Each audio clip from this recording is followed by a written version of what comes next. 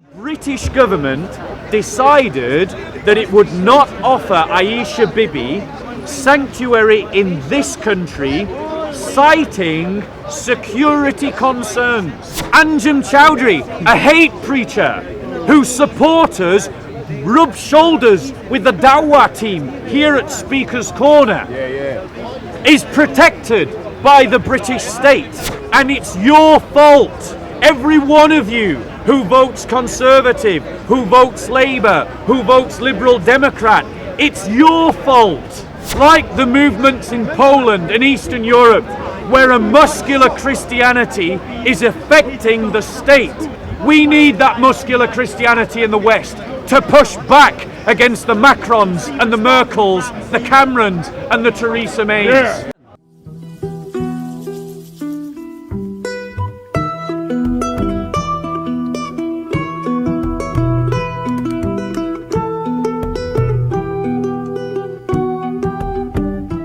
So the next topic that I want to talk about is about what has recently happened in the British government with regards to the case of Asia Bibi. I don't know if many people know what happened to Asia Bibi. She was a Christian farm labourer working in Pakistan who was falsely accused of blasphemy by Muslim farm workers, which is a law that is used in Pakistan on many occasions to settle disputes. And it is sufficient within Pakistani society that accusation is equal to guilt. Much like we've got at the moment, where if someone is accused of a sexual offence, even though it might have happened 40 years ago, the Liberal Progressives are willing to call you guilty regardless of any external evidence to prove the point. The accusation is enough. Now, Aisha Bibi has spent nearly 10 years in a Pakistani prison for no greater crime than simply standing up for herself when she was defending her faith when she was being bullied by Pakistani Pakistani Muslims. And she has spent 10 years in prison. Her court case finally came to the High Court, and God bless the judges, they did the right thing, so keep them in your prayers. Because now that they have acquitted her, the lives of those Muslim judges is at stake. So please honour their justice by praying for them. Now, the fact of the matter is, Christians called out to their governments to offer Aisha Bibi sanctuary. And the British government decided that it would not offer Aisha Bibi sanctuary in this country, citing security concerns. Now just think about what that implies for a second. The British state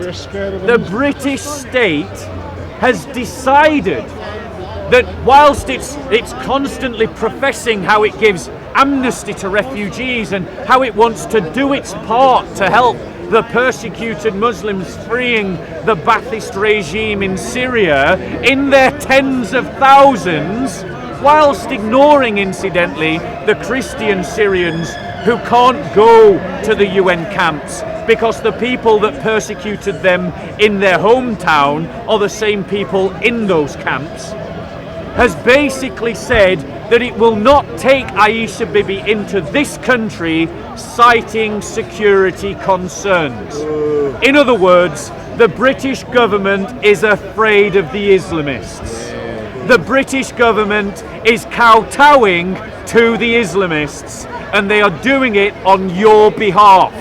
You voted them in power, they are doing it because you put them there. Every time you vote Labour, every time you vote Conservative, every time you vote Liberal Democrat, you put these kind of quibblings, these kind of snivelling, yellow-bellied, virtue-signalling, hypocritical chicken shits into power, who have then turned away a genuine Christian refugee from Pakistan, citing security concerns. So let us just do a thought experiment as we are able to as reasonable people. What could those security concerns be? Is the British government saying that they can't protect one person, Asia Bibi, despite the fact that they spent millions of pounds protecting, is it what's his guy? No, I was going to get to him, JC. You're stealing my thunder, mate. Who's the Rushdie bloke, the guy that wrote the Salman Rushdie. They spent millions of pounds protecting a middle class, upper crust, bourgeois writer, but because you've got a peasant woman, a peasant Christian from Pakistan, a nobody, but who the church honours as a confessor, and we honour her as a confessor of the faith because she has suffered for the name of Christ. They couldn't protect her. Anjem Chowdhury, a hate preacher whose supporters rub shoulders with the Dawah team here at Speaker's Corner, is protected by the British state, but they can't protect a peasant woman, a peasant Christian called Asia Bibi. Is that the security concern? Because if that is truly pathetic. Or is it that they are scared of rioting in the streets of Bradford and Birmingham in the UK, like they've been rioting in Pakistan, where the Islamists so enraged that this small, insignificant to the world peasant Christian labourer should be acquitted of a false charge to which there was absolutely zero evidence, but we as the church honour her as a confessor of the faith? Or are they saying that that's the security concern? What exactly is the security concern that our establishment is so terrified of that they are not willing to offer this poor woman sanctuary? As it happens, God bless the government of New Zealand, they have taken her in. But what does that say about Pakistan? A country that has enough money to build nuclear weapons and the missiles to deliver them, but doesn't have the means to protect its Christian minorities. Why the hell is the British government giving aid to this shithole of a country? Exactly. This country in which Christians are being persecuted is receiving millions upon millions of pounds of your money. And it can afford to build nuclear bombs to destroy India. It can afford to build the jets to deliver the missiles to deliver those nuclear bombs, but it can't afford to give the basics of security and infrastructure to its own people, and particularly the Christians in that country. And yet your government has deemed fit to give them your money. You should campaign to have all aid stopped to Pakistan unless it goes directly to the churches and the Christians. No government aid should go to Pakistan until it deals with its problem of persecuting Christians. Now, it begs the question, since over 90% of the Muslims in this country come from Pakistan, do we not see the correlation between that fact and the fact that recent studies commissioned by Channel 4, not some right-wing, evil, Nazi, far-right group, but by Channel 4 and leading members of the establishment, and by groups like Pew Research, academics in university from across the world, who have shown that at least 30% of Muslims in this country are happy to see people punished for insulting Muhammad. And your government is happy to let that go unchallenged. And it's your fault, every one of you who votes Conservative, who votes Labour, who votes Liberal Democrat, it's your fault. You're the ones that put them in power without ever reading their manifesto, without ever holding them to account for the fact that they are passing policies that never appear in the manifesto, like the Conservatives did when they redefined the definition of marriage. They never had that in any manifesto, and you let them do it. Until you find the balls to stand up to the people that see themselves as your rulers and betters, nothing will change. And you will not find the balls to stand up to your leaders and betters until you have a narrative to order your life that is bigger than the idea of a liberal democracy. And that narrative, my friends, is being a disciple of Christ. Because as a Christian, there is something higher in terms of authority for me than the British Parliament. It is the teaching of the prophets and the apostles. There is something more important to me than liberal civic society. It is the success and triumph of the church. There is something that I am willing to die for, which means that if I am willing to die for it, I am willing to endure every other kind of suffering along the way. And until you have a bigger yes to your life, a bigger yes that is found in Jesus Christ, you will never, ever have the ability to do what is needed to change this society, because you simply will stop when the price becomes too high. But the price is already too high. Your children are being bombed in stadiums. They are being groomed. They are being killed. The security services have fought and against constant plots week on week, month on month. And they have admitted there are now more Islamists in this country than they have the ability to police. So what are you going to do? Are you going to keep electing the same failed politicians who are working to the same failed political narratives, thinking like a fool or like a dog returning to his vomit that you're going to get something different? You need to think outside of the box. You need to think outside of the narrative that liberal civic society wishes to impose upon you. And you do that by becoming a Christian, by becoming a radical disciple of Christ, by becoming a warrior of the kingdom of God. Now, to be clear, because there will be the idiots, the anti-fascista, the liberal progressives, the soy boys of our society, who will hear what I have said and say, oh, this man is calling for violence. I am not a pacifist, for sure.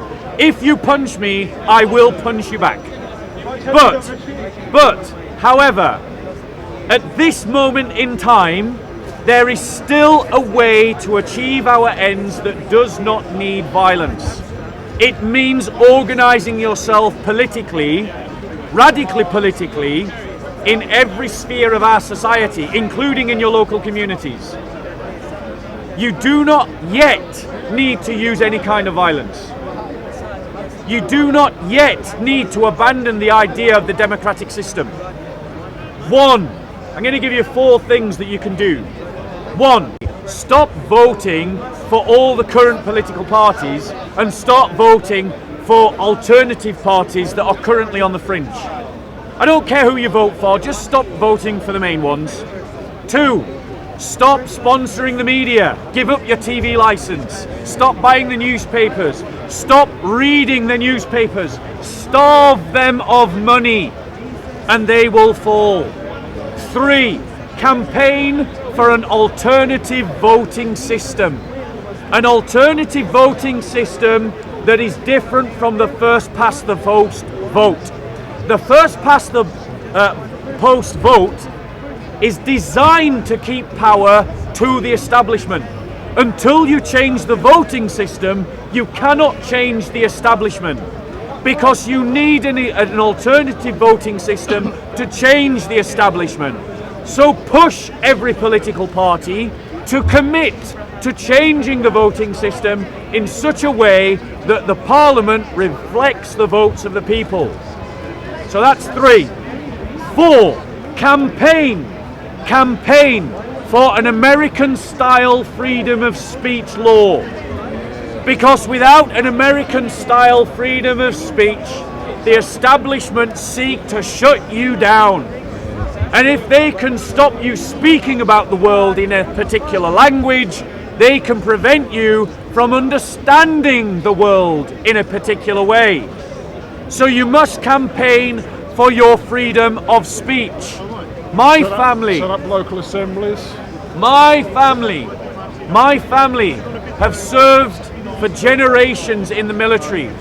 My great-grandfather, who I remember today, who died in the fights around the Somme, I remember him.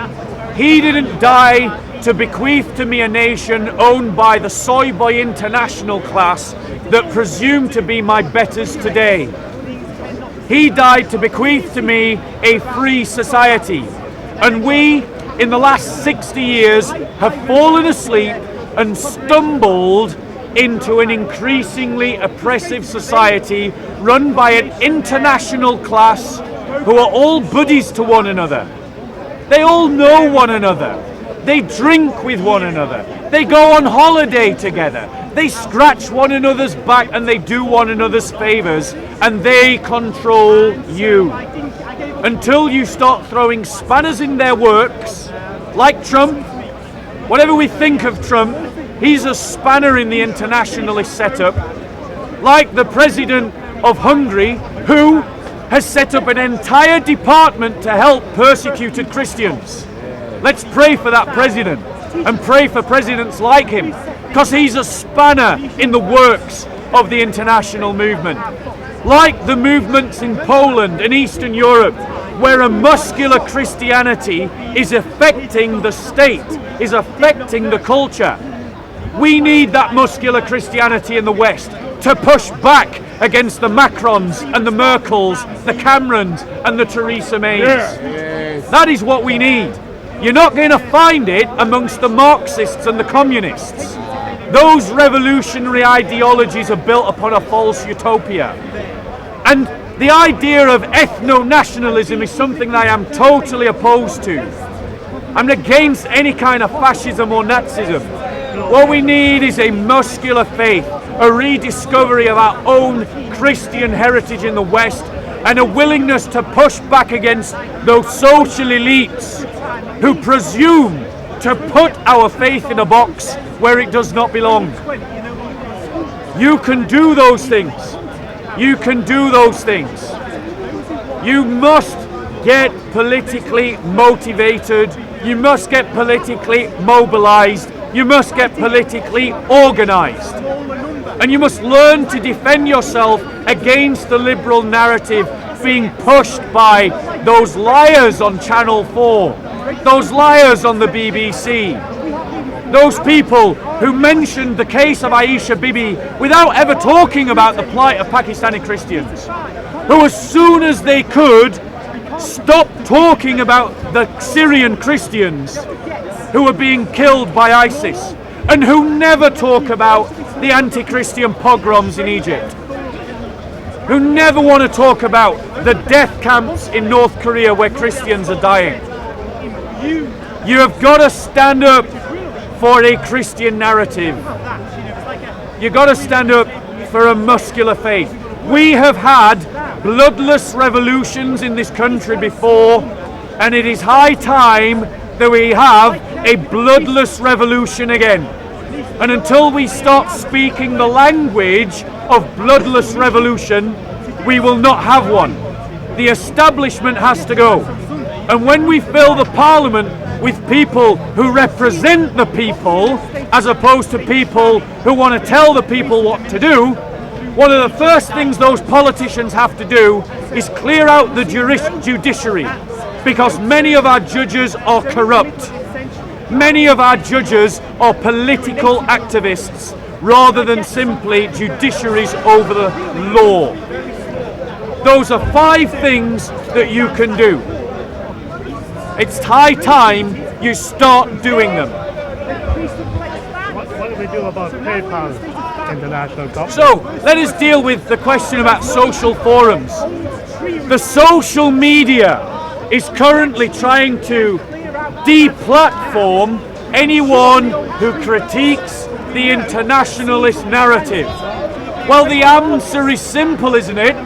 We live in a capitalist society. Simply create an alternative to PayPal. One in which people who are struggling against the internationalist elites can organize themselves without being shut down by the people that control it. Set up your own YouTubes, set up your own Twitters, set up your own Patreons, set up your own. I mean, there's plenty of talent in the church. We have all the expertise necessary to do everything that I'm talking about. The church does not lack for the resource, the skill, or the ability. It only lacks the leadership, the direction, the vision, the imagination, and the courage to do it. We do not need the state for anything. We can organize our own structures within the church across the entire country and across the entire world. And we can provide those frameworks by which those that are opposing the liberal progressive internationalist ideologies of liberalism and liberal humanism can be funded and focused, can be supported. We must rail against this anti-Christian movement that has taken over the UN, that has taken over the EU, that has taken over the infrastructure of the British state. And we can do it using our own infrastructure known as the church. We have all the resources we need. We just need the vision, the leadership, the courage and the conviction to do it. Any other questions? Do you think that capitalism can reform itself, or do you think that it should be knocked down and we should start from scratch? Okay. Do I think that capitalism can reform itself? Fundamentally, where I stand on all the questions of economics is that I want justice for the poorest. The Christian narrative is one in which the poor should always be remembered, and that a measure of a society is how it helps those who are poorest within it, on the fringes of its economy. And there is no economic system in the world or in history that has lifted more people out of poverty than capitalism. However, capitalism constantly needs to be corrected because it fundamentally works on the basis of allowing human greed to flourish. So there must be a constant, deliberate attempt to correct the excesses of capitalism by taking from the top and giving it to the bottom. And that has to be done through a tax system that is fair. So, does capitalism have the power to correct itself? Yes, it does. That is the nature of capitalism. Does it need a conscience? Absolutely. The failure of the neoliberals and Margaret Thatcher's kind of capitalism is it switched off the conscience of capitalism. Capitalism works, it lifts people out of poverty and has lifted more people out of poverty than communism and socialism ever have. But it never must be allowed to run rampant. We must have a conscious collective use of capitalism to generate money in a way that is used not to forget the poorest. Within the Christian community, we have a concept that we see in the book of Acts of what we can rightly term as elective socialism, which means that if you choose to, you can enter into those bonds of fellowship in which you share all things in common like you would in a communist society. And at that small level, not at the great meta-narrative paradigm of society, but at that small level, you can create collectives in which resources are shared.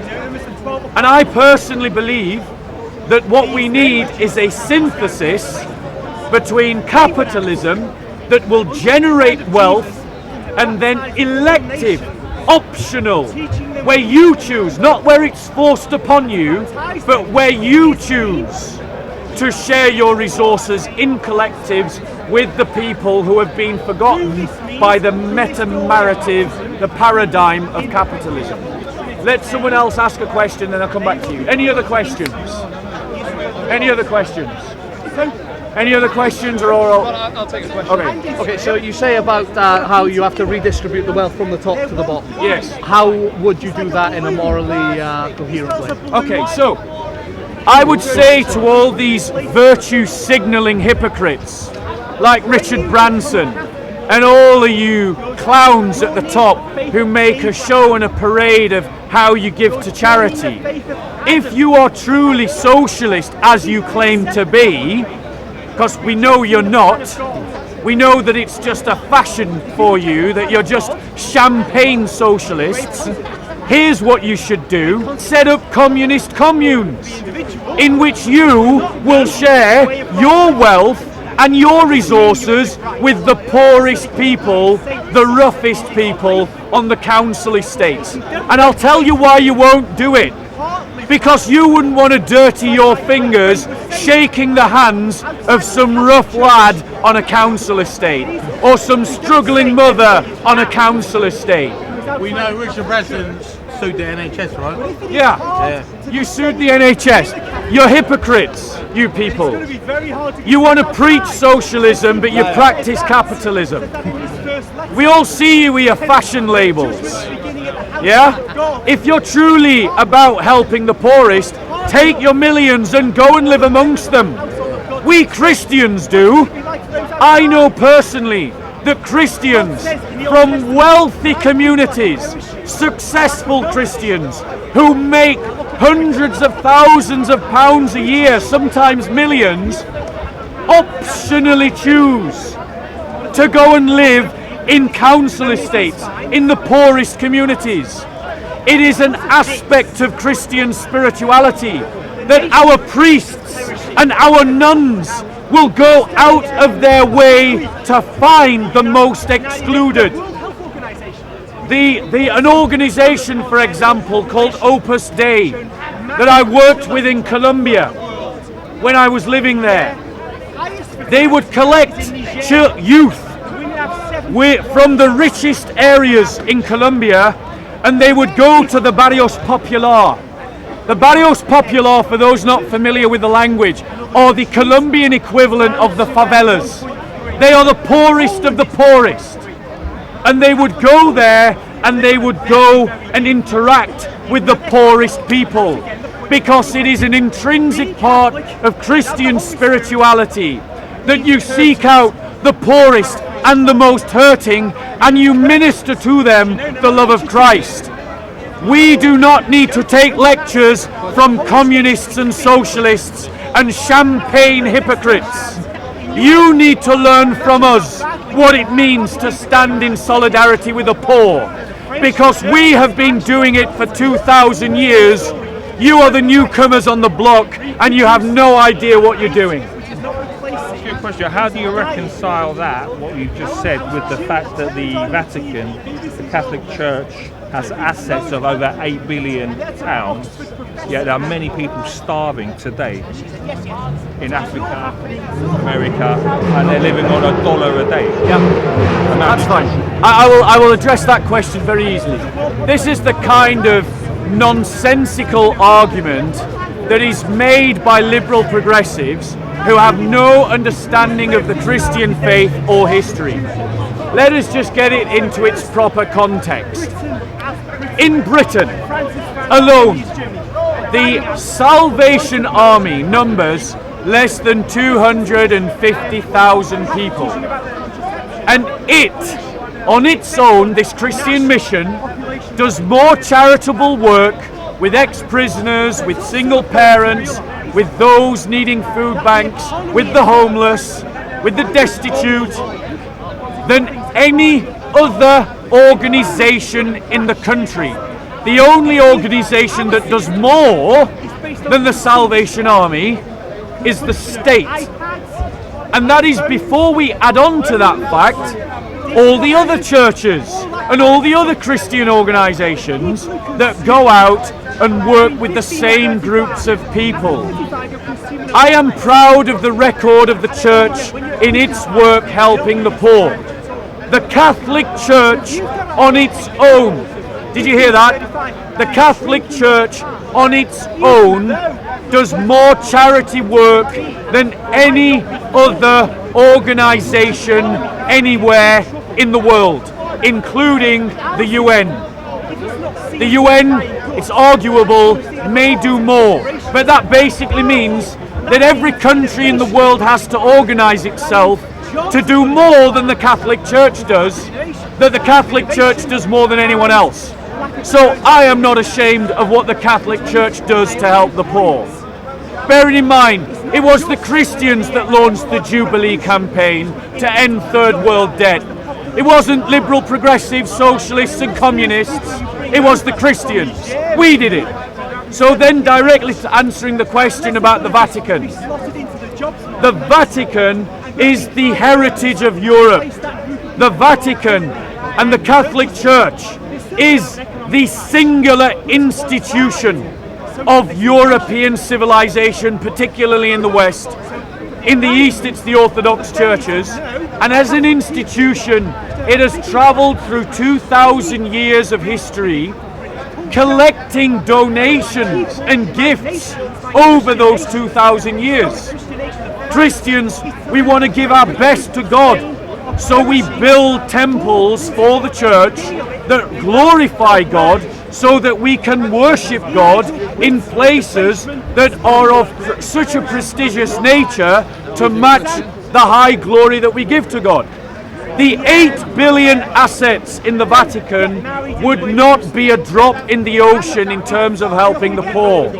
It would be the equivalent of giving a man a sandwich today so he could starve again tomorrow. The Pope has spoken out, and popes have spoken out, year on year on year on year, down through the centuries, consistently reminding man of his obligation to the poorest. I do not feel any shame in the church in how it has assets. Those are our assets. We've collected them over 2,000 years, and we do more than anyone else to help the poor. Next question.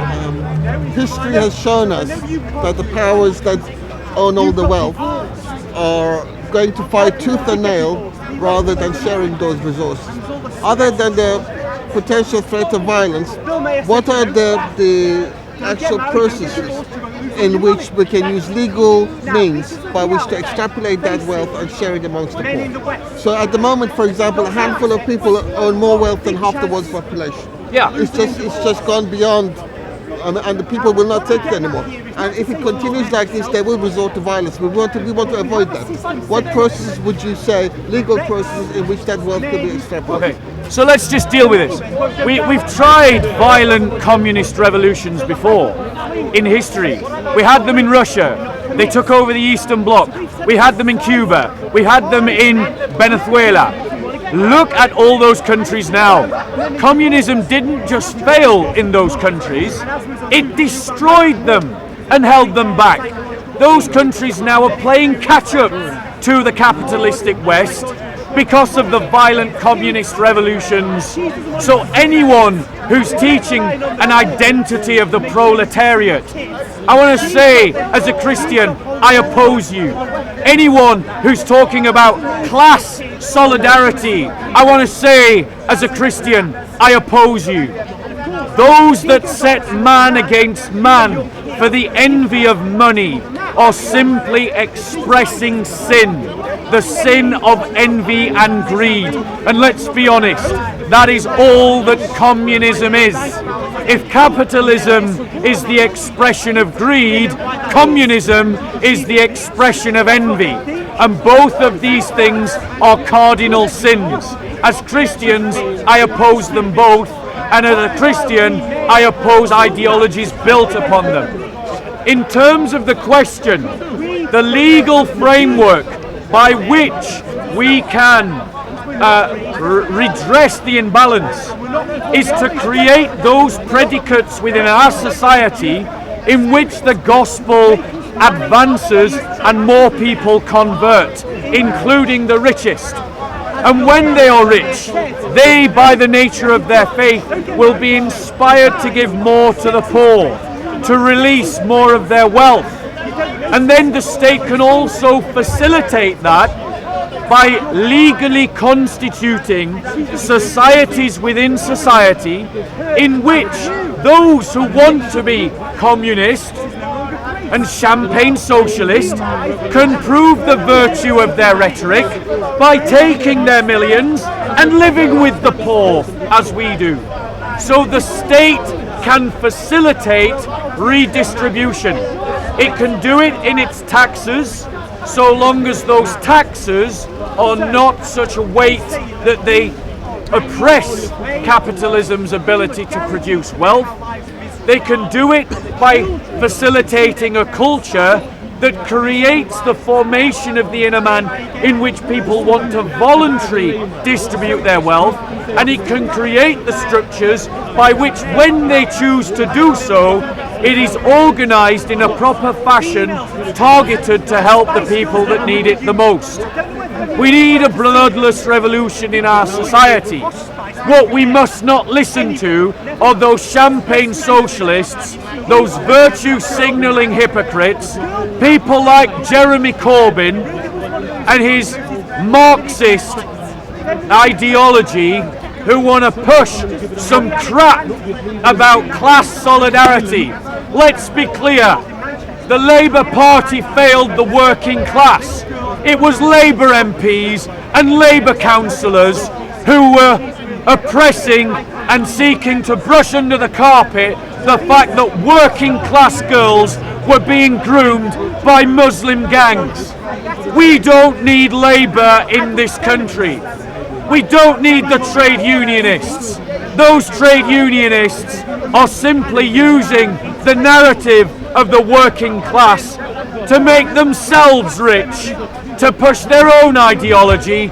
They too betrayed those working class girls who were abused by Muslim grooming gangs.